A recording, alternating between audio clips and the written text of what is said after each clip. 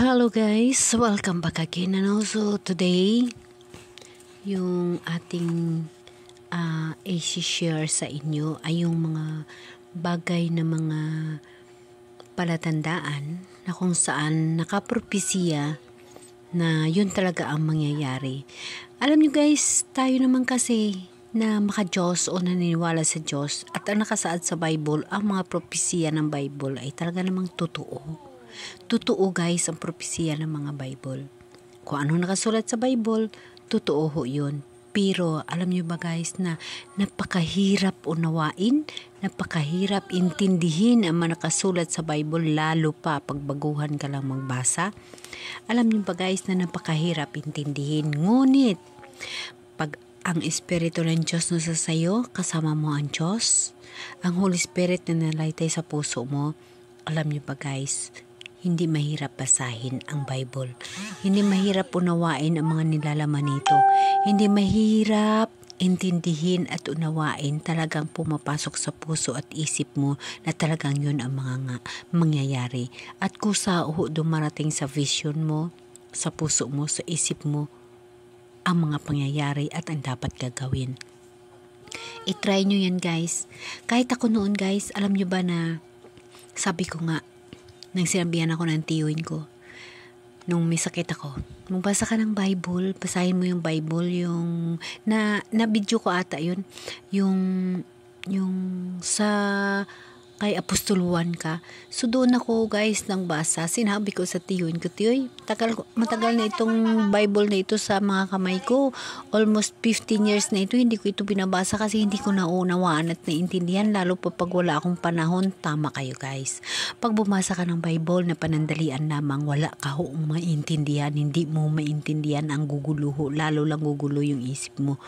Pero pag ang Bible, bigyan mo ng panahon at hingian mo sa Holy Spirit ng gabay upang maunawaan mo ang mga nilalaman nito guys. Talagang maunawaan mo at unti-unti kang magkaka-interes sa pagbasa nito upang malalaman mo kung ano sinasabi ng mahal na Diyos. Alam niyo ba guys na dito sa i-share ko ngayon sa inyo, talagang nag-i-interest ako nito. Dito ito siya sa Matthew 24, verse 3, hanggang sa 14. Alam nyo ba guys na pag ito ang binasa mo, dito mo makikita yung lahat ng mga sasabihin natin nakakatakot na mga pangyayari na magaganap sa mundo. Pero guys, hindi natin dapat ito pagkatakutan. Dapat natin ito pag-aaralan upang ma-apply natin sa buhay natin. Ikaw, kung maka-Diyos ka, nandyan sa'yo ang Holy Spirit, nandyan na sa'yo si God. Lahat tayo guys nangangarap na magkaroon ng buhay na walang hanggan. Hindi ho guys, napakadali ang mga bagay na yun. Ngunit pag ikaw ay manampalataya at taos pusong isurrender sa Diyos at magbasa at unawain ang kanyang mga nilalaman sa Bible, ang kanyang mga hinabilin sa atin, talaga hong maunawaan natin. At kusa ho tayong nagbibigay atensyon dito.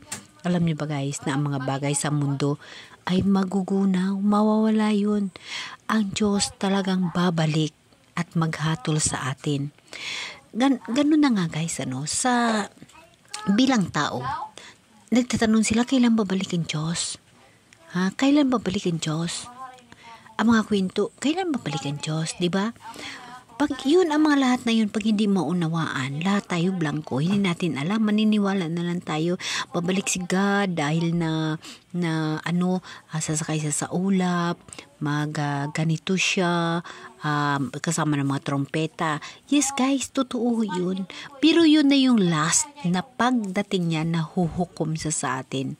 Yung sign talaga ng kanyang pagdating at pagbalik sa mundo, yung mga sign na sinasabi niya na nakasaad sa Bible. Sa totoo lang guys, nandito ng Diyos sa atin.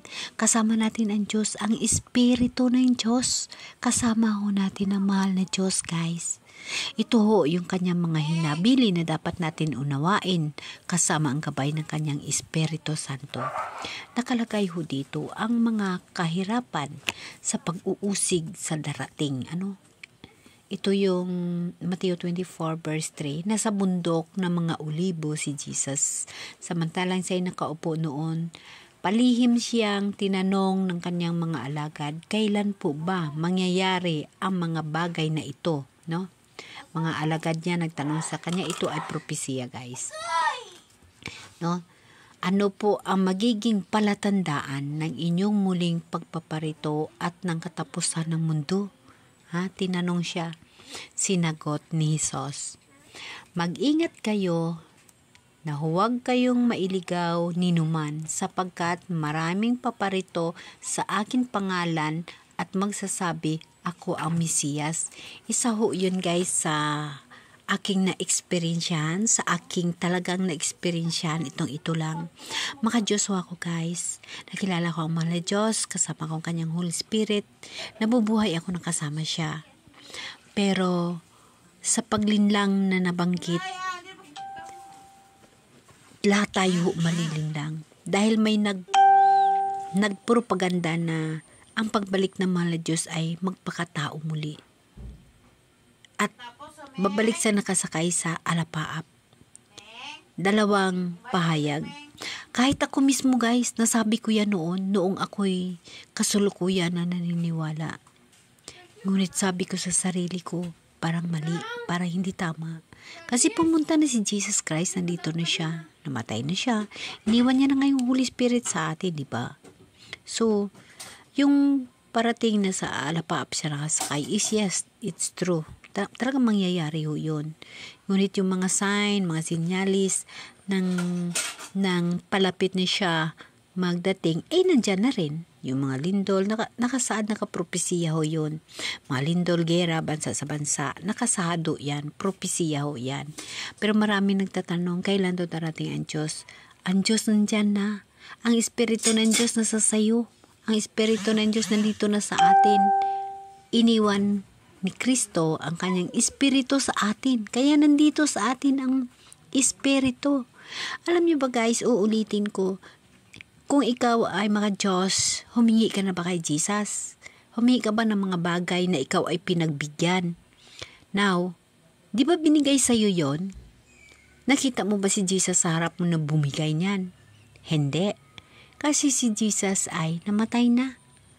Ang Espiritu niya ang nag-provide ng pangailangan natin. Ang bababa sa langit na nakasakay sa ulap, yun ho yung Diyos na Ama. Yun ang huling paghatol sa mundo. Yun ho, guys, ang katotohanan na aking na pag-alaman na kahit ako, guys, muntik na ako madala sa sinasabi na ang Diyos ay bababa muli, magpakatao muli. No, guys, hindi na siya magpakatao muli kasi Espiritu na ho siya. Bumaba na ho si Kristo. Namatay na ho si Jesus Christ, yung anak. Namatay na ho siya. So, nandiyan na siya sa kanyang second coming na tinatawag, ang pagsakay sa alapaap, nakasama yung mga trompeta sa anghel. Yun guys, yung huling pagdating niya, Diyos na Ama, na yun yung paghukom. Pero sa ngayong panahon, nabubuhay tayo, nakasama natin ang Diyos sa Espiritu. Yun guys. Kaya, nagtatanong sila kung ano ang palatandaan ng kanyang pagparito.